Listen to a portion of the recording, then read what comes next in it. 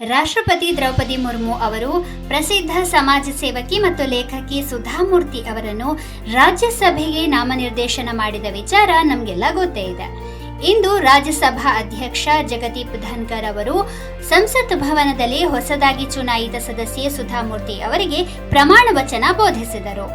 ಹೆಮ್ಮೆಯ ಕನ್ನಡತಿಯಾದ ಸುಧಾಮೂರ್ತಿ ಅವರು ಕನ್ನಡದಲ್ಲಿ ಪ್ರಮಾಣ ವಚನ ತೆಗೆದುಕೊಂಡದ್ದು ವಿಶೇಷ.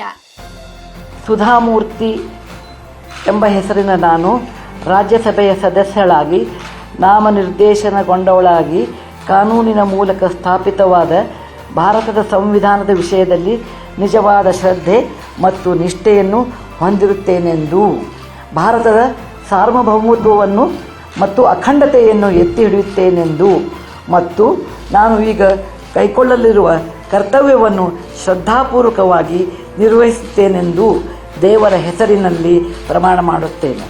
ಈ ಸಂದರ್ಭದಲ್ಲಿ ಸುಧಾಮೂರ್ತಿಯವರೊಂದಿಗೆ ಅವರ ಪತಿ ಇನ್ಫೋಸಿಸ್ ಸಹ ಸಂಸ್ಥಾಪಕ ನಾರಾಯಣ ಮೂರ್ತಿ ಮತ್ತು ಕೇಂದ್ರ ಸಚಿವ ಪಿಯೂಷ್ ಗೋಯಲ್ ಅವರು ಉಪಸ್ಥಿತರಿದ್ದರು.